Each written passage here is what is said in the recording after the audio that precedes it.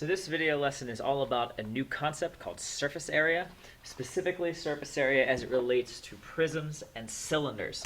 Now, area is a concept that we're familiar with when it comes to 2D shapes, squares, rectangles, triangles. We know how to find the area of each of those kinds of things. Because when we're talking about just plain area, we're talking about the amount of space that's taken up by a figure. But when we go into 3D shapes, whether it's polyhedrons or anything else, we need to talk about what's called surface area. So the first question that arises is, what is surface area? In order to understand surface area, I'm going to go ahead and turn on the camera here so we can look at surface area of a few of these 3D things. So here we are, we've got a cube, our standard cube like we saw in the 3D figures video. But what we're going to do with it is we're going to look at what's called its surface. Its surface is just that area that's made up by the polygons that sort of surround and create the shape. This blue side here is a square, and it so happens that every other face of this polygon is a square. This makes up what's called the surface of the polygon. So when we're looking for surface area, we're really looking at the area of each of the different kinds of faces that are on the polygon. For a cube, we have a square, a square, a square, a square, a square. For a rectangular prism, we have rectangles at each end. Perhaps we have a square here that's going to be some of our bases, but we have some rectangles and we have some squares, and we can extend this to pretty much any other type of shape that we want to. So I'm going to go ahead and turn off the video camera now, and we're going to look back at specifically this idea of a rectangular prism when it comes to surface area. And any rectangular prism, here drawn in 2D on the page, but hopefully can be understood pretty easily as 3D. We have the length and the width of the base, whether it's a square or a rectangle. And that length and width is going to help us make up the area of this base. Now the bases of a rectangular prism are identical, so up here at the top we also have a second base. So both of those are length times width. But we also have to look at the surface area of each of these other faces. And now because the sides of a rectangle are the same, this face in green and this other face in green are going to be the same. They have the same height, which is h, and they have the same length, which is L. So that's LH and L times H. And similarly, we can look at the same thing with the two faces on the width of the prism. Those ones that are outlined in red. Their height is h, and their length is w. So one way we can look at the surface area of a prism is by saying, well, we have the area of the base twice. We have the area of two of these sides where it's width times height. And we have the area of two of these faces where it's length times height. And this will give us the surface area if we look at it just as the rectangles. But we want to see if we can find a slightly easier way of looking at finding surface area. And to do that, we're going to use what's called a net. And a net is what we get if we unfold a 3D figure. Now, a net is difficult to consider, or difficult to think about when you're looking at a video or looking on a screen. But if we look at this net here, these green bases that I'm outlining right now, those green bases, if we start with the bottom green base, we have it here in it, and it's like we just unlocked the base and folded it out. And now each of these faces unrolls from that point on the base, this face, then this face, then this face, then this face. And now what we have left is that last base. So I'm going to turn on the camera now and I'm going to look at a rectangular prism. I'm actually going to take it apart to its net for you so that you can visualize what this looks like, and then we'll get back to surface area. So here we are with a rectangular prism. Now, it intentionally doesn't have solid sides, as you can see, so it's easy to identify where is the base, both solid sides, and where are the lateral faces, and those are the sides that have no face to them. They're just the outline. But you can see this is a rectangular prism. So what I'm going to do to show you how this curls out into a net is the first thing I'm going to do is I'm just going to pop out one base. Now, it's still the same base, it still has the same area, so we don't need to worry about that in terms of surface area, but I've popped out one base for you. I'm going to do the same thing with the other base. And now we have both bases that are set out. Still, again, the same area for both bases, but just pressed out of the polyhedron here.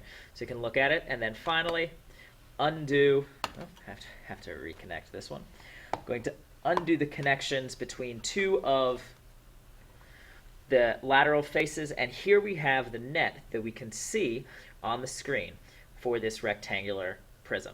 And now what I want you to do is look at, we have a base for its surface area, we have a base for this surface area, and now we have a nice long rectangle, which is much easier to find the surface area of, or at least easier than finding 6 different rectangles or squares at once. So my question to you is, we know this length here is the height. That's going to be the height of the prism because it's the distance, as you can see, from base to base. But what is this length? If we can figure out what that length is, we can identify the area of this rectangle and just add 2 copies of the base to it. So go ahead and look at that and see what you come up with. Well, I'm going to refold this rectangular prism so we can look at it, but I'm going to keep an eye on this solid base. Well, part of this rectangle makes up this side of the base. I'm going to fold this rectangle up, click it into place on this model, and you can see that this side of the rectangle makes up this second side of the base. Continuing along to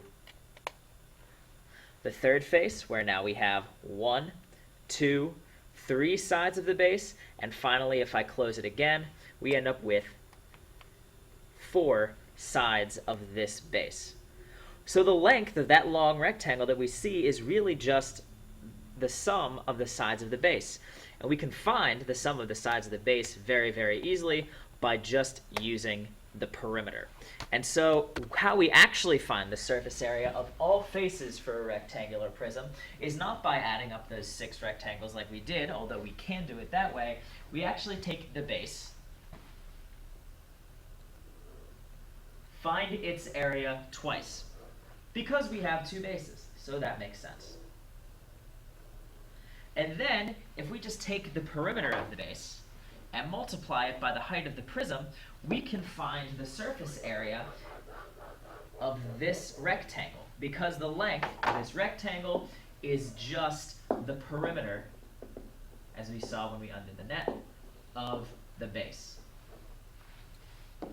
So the perimeter of the base is 2 times the length plus the width, because we set up our base construction to look like the length and the width on the bases, and we multiplied it by the height. So the overall surface area of the prism is 2 times the area of the base plus the perimeter of the base times the height of the base.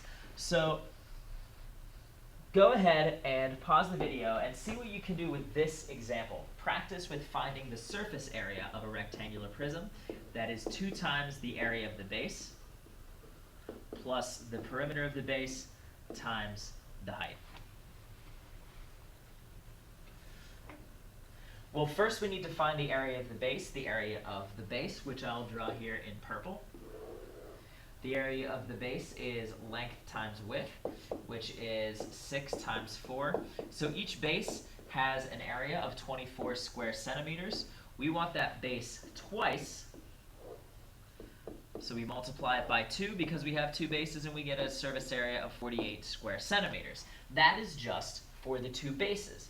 Now the perimeter of the base, which we're looking at, and I will draw here in yellow, the perimeter of the base is 2 times the length plus width, because the length and the width are the sides of the base. That is 2 times 10, which gives us 20 centimeters. We're going to multiply that 20 times the height, which is 10, and end up with the fact that the perimeter times height, the lateral faces, end up with an area of 200 square centimeters. And so when we add those two together, we end up with an overall area of 248 square centimeters, the surface area of this rectangular prism. Now the surface area of a cone, a cylinder, works pretty much the same way. We still have two bases, which we're familiar with. We know how to find the area of circles, 2 times pi r squared for each circle and 2 times pi r squared because we have two circular bases. But now we would want to find the surface area of the lateral curved surface. And to do that, we actually take 2 pi r, which is the circumference, times the height. Now, I'm not going to go through an exploration of this by turning this into a net, but see if you can figure out why we use 2 pi r and height. And so when we find the actual surface area of a cylinder, we just add the bases, which is 2 times pi r squared, plus the surface area of the lateral curved surface, which is 2 pi r h. So again, go ahead and practice with this. I'll give you the formula here again. Surface area is 2 pi r squared, which is the base, and 2 pi r h, which is the lateral surface. And you can go ahead and leave this in terms of pi. You don't need to be approximate with it. Use 3.14. Be exact and leave it in terms of pi.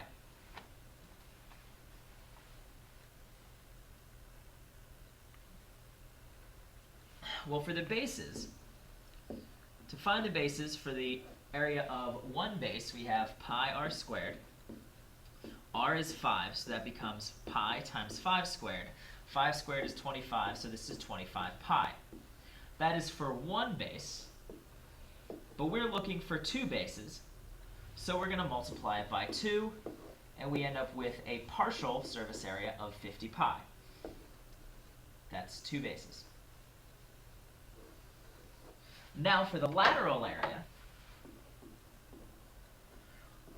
we just have 2 times pi times r times h. So 2 and pi remain the same. The radius is still 5, and the height now is 9. So 5 times 9 is 45, and 45 times 2 is 90 pi. So when we find our total surface area, we have 90 pi plus 50 pi. And if we treat this pi like a variable, 90 times a number plus 50 times that same number is just 140 times pi. And you can combine like terms with pi also. So 90 pi for the lateral surface area, 50 pi for the surface area of the bases together. That is a total of 150 times pi. So now I've got to the practice part. Go ahead and find the surface area of these two prisms. Again, it's twice the base plus the perimeter times height. And then we'll move on to some more questions about cylinders.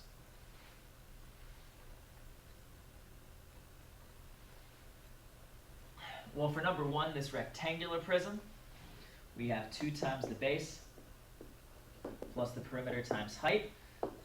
The base's area is 10 times 7, 2 times 10 times 7.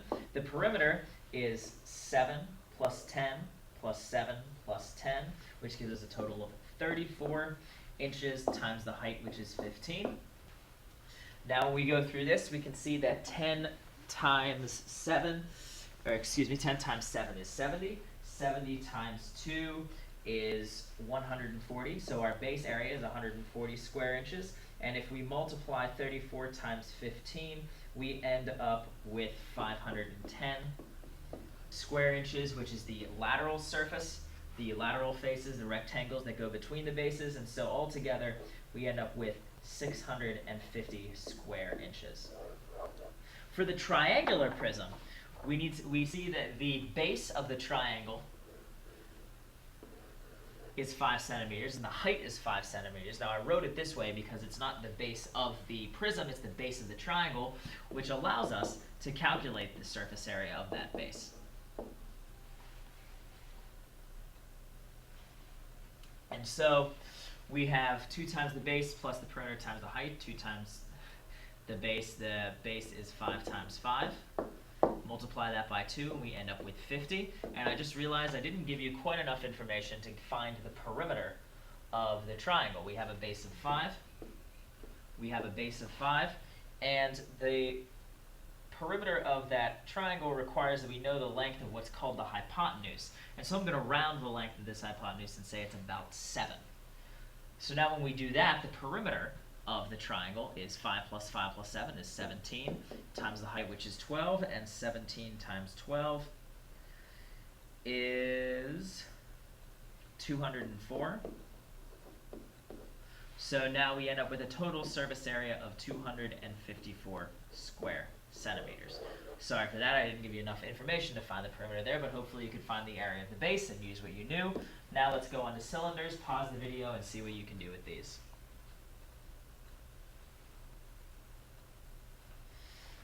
So our surface area formula, 2 pi r squared, because that's the bases, plus 2 pi rh. For the bases, 2 pi r squared gives us 2 pi times 4 squared. 4 squared is 16, so this is 32 pi. The lateral surface area is 2 pi rh, so 2 pi r is 4, h is 15. 4 times 15 is 60, times 2 is 120 pi for the lateral surface area. And when we add in the surface area of the base, in terms of pi, we have 152 pi. And so for the cylinder also, we have 2 pi r squared plus 2 pi rh. 2 pi r squared, the radius is 8, so we have 2 times pi times 8 squared. 8 squared is 64, and 64 times 2 is 128 pi. For 2 pi rh, we have 2, and pi, r is 8, and the height is 25. 8 times 25 is 200, times 2 is 400 pi. So altogether, we have 400 pi plus 128 pi. Altogether gives us 528 pi centimeters squared as the surface area of this cylinder. So one more time, just as a quick review, the surface area of a cylinder is just 2 pi r squared, 2 times the area of the base, plus the area of this lateral surface area, which is 2 pi rh. We'll get to that tomorrow. And the surface area of a prism is just 2 times the area of the base plus the perimeter of the base times the height of the prism.